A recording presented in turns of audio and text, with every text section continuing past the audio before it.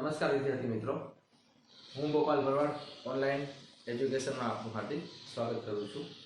तो આપણે લાસ્ટ વિડિયોમાં લાસ્પેર પાસે અને ફિશર ના સૂચકાંકની વાત કરી હતી કે જે દાખલા 5 ગુણમાં આપણને બોર્ડની પરીક્ષામાં છેલ્લા વિભાગમાં પૂછાય છે।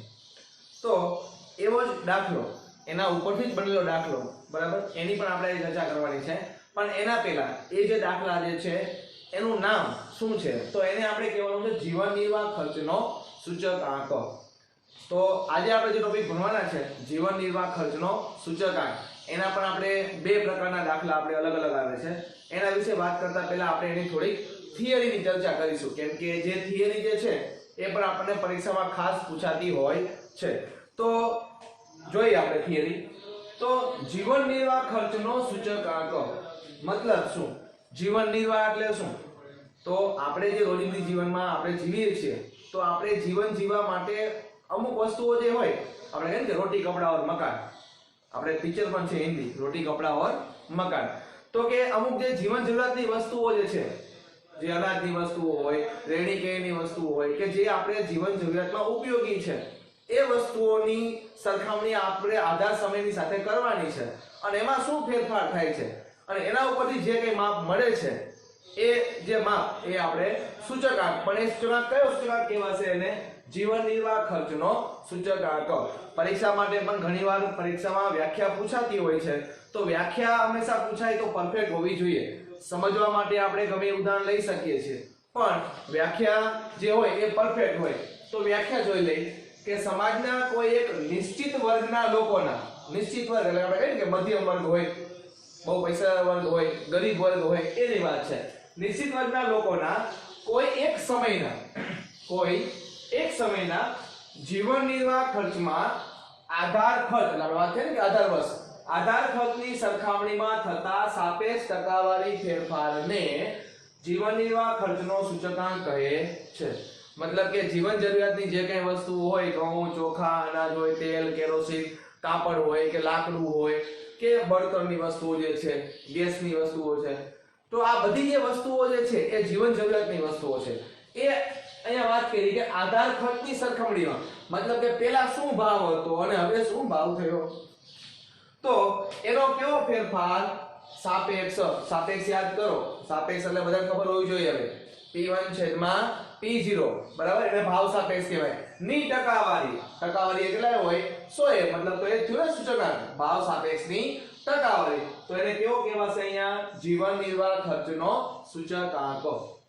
તો જીવન નિર્વાહ ખર્ચના સૂચકાંકની વ્યાખ્યામાં એ જ છે કે કોઈ એક સમયના જીવન નિર્વાહ ખર્ચમાં આધાર ખર્ચની સરખામણીમાં થતો સાપેક્ષ ટકાવારી ફેરફાર। પણ એમાં જે વસ્તુઓ હોય એ લોકોના જીવન ધોરણની વસ્તુઓ હોય એની આપણે સરખામણી કરવાની છે અને એના આધારે આપણે સૂચકાંક મેળવવાનો છે। બીજું કે આ સૂચકાંક જે છે એ મેળવતા હશું તો ત્યારે આપણે બે રીતના દાખલા આવશે, એક કુલ ખર્ચની રીત અને કૌટુંબિક અંદાજપત્રની રીત।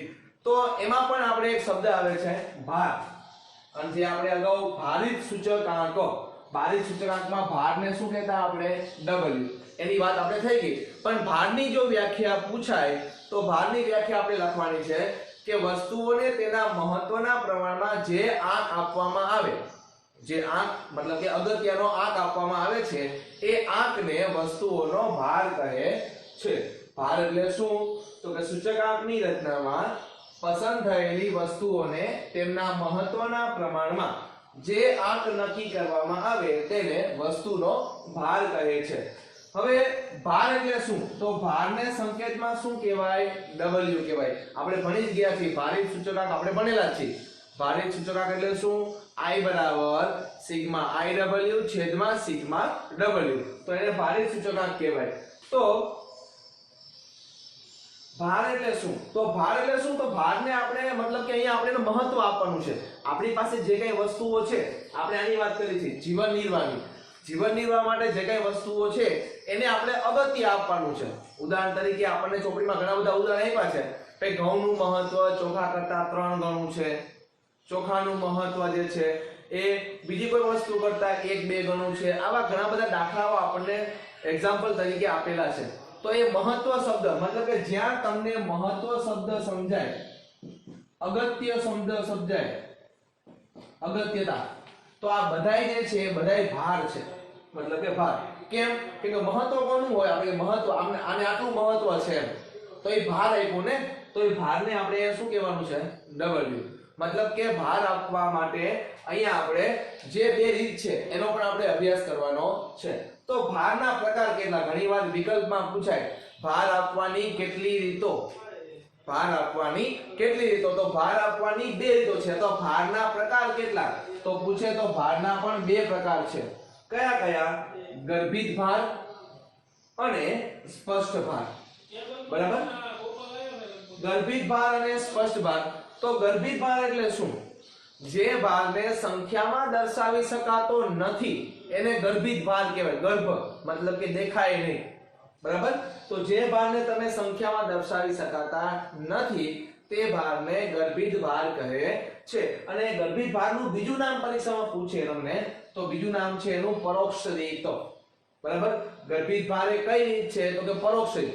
બરાબર? પરોક્ષ રીતને બીજું શું કહેવાય? તો આપણે એને ગર્ભિત ભાર પણ કહી શકશું. શું કામ? કેમ કે ગર્ભિત ભાર જે હોય એને કોઈ આંકડો આપવામાં આવતો નથી, એને કોઈ આંકમાં દર્શાવી શકાતો નથી. રેડી?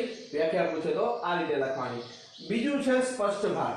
સ્પષ્ટ, ચોખ્ખું કીધું. સ્પષ્ટ ભાર મતલબ કે શું થયું? જે વસ્તુઓને મહત્વના પ્રમાણમાં કંઈક આંક આપવામાં આવે એ આંક નક્કી હોય અને એ આંક સંખ્યામાં દર્શાવી શકાતો હોય તો એને સ્પષ્ટ ભાર કહેવાય. મતલબ કે પ્રત્યક્ષ. પ્રત્યક્ષ એટલે સામે આપણે ફટ દઈને અંક આપી શકીએ. કોઈ વિદ્યાર્થીઓનો નંબર આવ્યો હોય કે ભાઈ આ પહેલો નંબર, આ બીજો નંબર, આ પહેલો નંબર મતલબ કે એને ભાર આપ્યો આપણે, એક નંબરનો ભાર આપ્યો. આનો બીજો નંબર મતલબ કે બે નંબર, એને ભાર આપ્યો આપણે કહેવાય. બરાબર? તો સ્પષ્ટ ભાર એટલે શું? એની કોઈ વ્યાખ્યા પૂછે તો કે વસ્તુઓનો તેના મહત્વના પ્રમાણમાં જે આંક આપવામાં આવે, મતલબ કે વસ્તુનો ભાર સંખ્યામાં દર્શાવી શકાતો હોય એને સ્પષ્ટ ભાર કહેવાય. તો બે વ્યાખ્યા આપણે યાદ કરી હોય તો કે જે ભારને સંખ્યામાં દર્શાવી શકાતો નથી એ ગર્ભિત ભાર, અને જે ભાર સંખ્યામાં દર્શાવી શકાય છે એને કેવો ભાર કહેવાય? સ્પષ્ટ ભાર કહે છે. બીજું કે આ સ્પષ્ટ ભાર આપવાની પણ બે રીતો છે. સ્પષ્ટ ભાર આપવાની પણ બે રીતો છે. તો એ બે રીતો જે છે એ આપણા 3 ગુણના દાખલા છે. પરીક્ષામાં ઘણીવાર પૂછાય કે સ્પષ્ટ ભાર આપવાની, જો ભાર આપવાની બે રીતો, ગર્ભિત ભાર અને સ્પષ્ટ ભાર. સ્પષ્ટ ભાર આપવાની પણ બે રીતો છે. મતલબ કે સ્પષ્ટ ભાર તમે બે રીતે આપી શકો. જીવન નિર્વાહ ખર્ચના સૂચકાંકમાં સ્પષ્ટ ભારની રીતે દાખલો પૂછાય આપણને તો એમાં પણ બે પ્રકાર છે. કયા કયા? તો એની વાત કરશું આપણે. કુલ ખર્ચની રીત, આ એક રીત છે સ્પષ્ટ ભાર આપવાની પહેલી રીત, કુલ ખર્ચની રીત. અને બીજું જે છે એનું નામ છે કૌટુંબિક બજેટની રીત. અથવા બજેટ એટલે શું થાય? બજેટ ઇંગ્લિશ શબ્દ છે, આપણે બી અને એસપી માં આવે. બજેટ એટલે શું થાય? અંદાજપત્ર. શું થાય? અંદાજપત્ર. કૌટુંબિક બજેટની રીત. તો યાદ રાખો મિત્રો, ભારના બે પ્રકાર, ગર્ભિત ભાર અને સ્પષ્ટ ભાર. અને સ્પષ્ટ ભાર આપવાની બે રીતો છે. કુલ ખર્ચ, આ કુલ ખર્ચ તમે ક્યાં ભણી ગયા? તો કે આપણે આના આગળના જ વિડિયોમાં આપણે બે વિડિયો બનાવ્યા છે. એ બંનેમાં આપણે કુલ ખર્ચ જોયું હતું ને?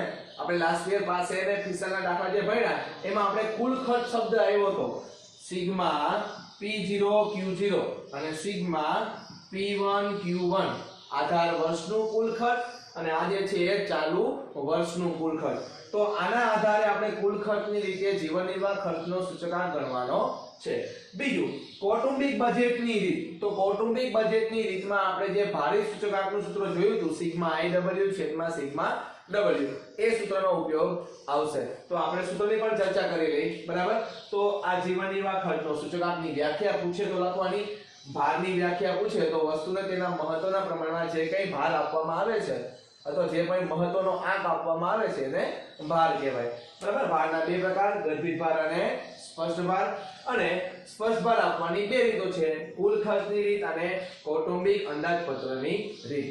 આ બંનેના સૂત્રો જોઈ એના પહેલા દરેક વિદ્યાર્થી મિત્રો જીવન નિર્વાહ ખર્ચના સૂચકાંકના ઉપયોગ, એનો ઉપયોગ શું છે એ પણ નોંધ આપણને બુકમાં આપેલી છે તો એ પણ એમાં ખાસ તૈયાર કરવા. પરીક્ષામાં 2-3 માર્ક્સમાં ક્યારેક પૂછી લે આપણને તો એનો ઉપયોગ શું? તો જીવન નિર્વાહ ખર્ચનો સૂચકાંક શું ઉપયોગ શું છે?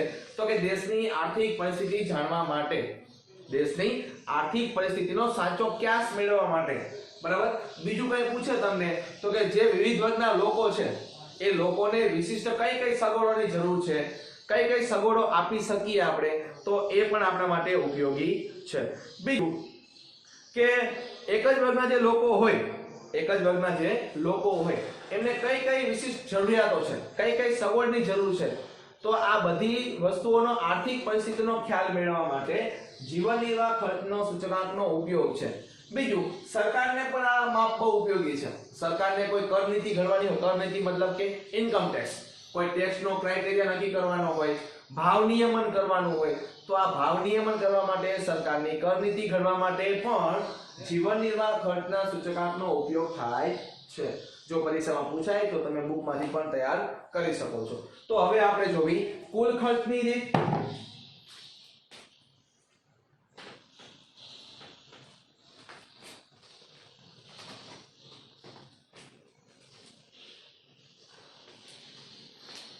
બરાબર. તો આપણે વાત કરતા હતા કુલ ખર્ચની રીત. આપણે દરેક પ્રકારના સૂત્રો જોવાના છે. કુલ ખર્ચની રીત. તો કુલ ખર્ચની રીતમાં બે સૂત્ર આવે. કુલ ખર્ચની રીતમાં બે સૂત્ર આવે. દરેક વિદ્યાર્થી મિત્રો ખાસ નોંધ પણ લખી લે. કુલ ખર્ચની રીતમાં બે સૂત્ર આવશે. કયા બે સૂત્ર આવશે તો ખાસ ધ્યાન રાખો. જો રકમમાં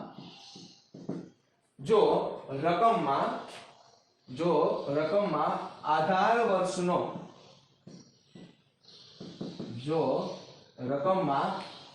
વર્ષનો જથ્થો આપેલ હોય, આવી એક નોંધ યાદ રાખો અને ખાસ પાકી બુકમાં પણ લખતા રહ્યો. જો રકમમાં આધાર વર્ષનો જથ્થો, મતલબ કે આધાર વર્ષનો જથ્થો એટલે Q, આધાર એટલે 0, મતલબ કે રકમમાં શું આપેલું હોય Q0 તો આપેલ હોય તો આપણે લાસ્પિયરના સૂત્રનો ઉપયોગ કરવાનો છે. લાસ્પિયર એટલે IL, લાસ્પિયર એટલે IL, મતલબ કે લાસ્પિયરનો સૂચકાંક શું હતો? સિગ્મા P1 Q0 છેદમાં સિગ્મા P0 Q0 ગુણ્યા 100. બરાબર. અને આમાં જે નીચે જે છે એ કયું કુલ ખર્ચ કહેવાય? આધાર વર્ષનું કુલ ખર્ચ. અને અહીંયા આપણે બંને લખી શકો કુલ ખર્ચની રીતે સૂચકાંક. કુલ ખર્ચની રીતે સૂચકાંક. કુલ ખર્ચની રીતે સૂચકાંક બરાબર આ સૂત્ર જો લાસ્ટ યરને યાદ રાખવા માટે આપણે શું કીધું હતું? 1000. લાસ્ટ યરને યાદ રાખવા માટે 1000. તો લાસ્ટ યરના સૂચકાંક જ છે. કુલ ખર્ચની રીતમાં લાસ્ટ યરના સૂચકાંકનો જ ઉપયોગ થાય, પણ ખાસ રકમમાં જોવાનું. રકમમાં શું આપેલું હોવું જોઈએ? આધાર વર્ષનો જથ્થો આપેલો હોય તો આપણે કુલ ખર્ચની રીતમાં લાસ્ટ યરના સૂત્રનો ઉપયોગ કરવાનો છે. બીજું, જો રકમમાં, આ નોંધ પણ લખો, જો રકમમાં મતલબ કે આપણે જે ટેક્સ્ટ બુકમાં રકમ આપેલી હશે તો પરીક્ષામાં જે રકમ પૂછાય એ રકમમાં Q1 આપેલ હોય. હવે Q1 એટલે શું થાય કેવું ન પડે. જો રકમમાં Q1 આપેલ હોય, બરાબર, Q1 એટલે શું થાય? 1 એટલે ચાલુ વર્ષ, બરાબર, અને Q એટલે જથ્થો. તો જો રકમમાં ચાલુ વર્ષનો જથ્થો આપેલો હોય તો આપણે IP નો સૂચકાંક ગણવાનો. IP મતલબ કે પાસેનો સૂચકાંક. આ બધાય સૂત્રો મેં અગાઉ ભણાવેલા છે એટલા માટે આપણે થોડી ઝડપથી ભણીએ છીએ. બરાબર. તો IP નું સૂત્ર શું છે? IP મતલબ કે પાસેનો સૂચકાંક. સિગ્મા P1 Q1 છેદમાં સિગ્મા P0 Q1 ગુણ્યા 100. બરાબર. તો આ આપણા પાસેનું સૂત્ર થયું. અને આ સૂત્ર યાદ રાખવા માટે આપણે શોર્ટકટ આપી હતી 1101. પાસેના જે સૂચકાંક છે એની શોર્ટકટ હતી 1101. બરાબર. અહીંયા આપણે IP પણ લખી શકીએ અથવા કુલ ખર્ચની રીતે સૂચકાંક લખો તો પણ સાચું જ પડશે. બરાબર. તમને કોઈ પૂછે કે પાસેના સૂચકાંકમાં કયા વર્ષનો જથ્થો લેવામાં આવે છે? તો આપણે ચાલુ વર્ષનું કુલ ખર્ચ એમ પણ કહી શકીએ અથવા ચાલુ વર્ષનો જથ્થો એમ પણ કહી શકો. અહીંયા તમે છેદમાં જોઈશો તો આને કહેવાય આધાર વર્ષનું કુલ ખર્ચ. શું કહેવાય? સિગ્મા P0 Q0 જે છે એને કહેવાય આધાર વર્ષનું કુલ ખર્ચ. અને એવી રીતે અહીંયા આપણને જે સિગ્મા P1 Q1 આપેલું છે એ સિગ્મા P1 Q1 ને કહેવાય ચાલુ વર્ષનું કુલ ખર્ચ. રેડી? તો કુલ ખર્ચની રીતમાં બે સૂત્ર. જો રકમમાં આધાર વર્ષનો જથ્થો આપેલ હોય તો લાસ્પીય રીતે સૂચકાંક ગણવાનો, અને બીજું કે જો રકમમાં પાસેનો સૂચકાંક આપેલો હોય તો આપણે મતલબ કે Q1 આપ્યો હોય તો આપણે પાસેનો સૂચકાંક ગણવાનો છે. મતલબ કે કુલ ખર્ચની રીતમાં કાં લાસ્પીયનું સૂત્ર આવે ને કાં પાસેનું સૂત્ર આવશે. બીજું એના પછીની જે રીત છે એ છે કૌટુંબિક બજેટની રીતો. એના પછીની જે રીત છે એનું નામ છે કૌટુંબિક બજેટની રીત. કૌટુંબિક બજેટની રીત. બરાબર? તો કૌટુંબિક બજેટની રીતમાં એક જ સૂત્ર આવે છે. એનું નામ છે I બરાબર સિગ્મા IW છેદમાં સિગ્મા W. કૌટુંબિક બજેટની રીતમાં એક જ સૂત્ર આવે I બરાબર સિગ્મા IW છેદમાં સિગ્મા W. જો રકમમાં I ન આપેલો હોય તો P1 છેદમાં P0 ગુણ્યા 100. અને આ સૂત્ર બધા વિદ્યાર્થીઓને હવે આવડતું જોઈએ કેમ કે આ છે સૂચકાંકનું સૂત્ર. અને W એટલે શું થાય? તો હમણાં જ વાત થઈ ગઈ આપણે ભાર થાય અથવા એનું મહત્વ પણ કહેવાય. અથવા રકમમાં ન આપેલું હોય તો સિગ્મા P0 Q0 પણ કહેવાય અથવા સિગ્મા P1 Q1 પણ કહેવાય. બરાબર? તો આ થઈ ગઈ કૌટુંબિક બજેટની રીત. તો હવે પછી આપણે એના દાખલા ભણવાના છે. તમને પરીક્ષામાં પૂછાય કે જીવન નિર્વાહ ખર્ચની રીતે સૂચકાંક ગણો, તો રકમમાં જોવાનું. રકમમાં જો તમે W આપ્યું હોય તો તમે કૌટુંબિક બજેટની રીતે દાખલો પણ ગણી શકો, અથવા ઉપર સૂચના આપેલી હશે કે કુલ ખર્ચની રીતે ગણો અથવા કૌટુંબિક બજેટની રીતે ગણો.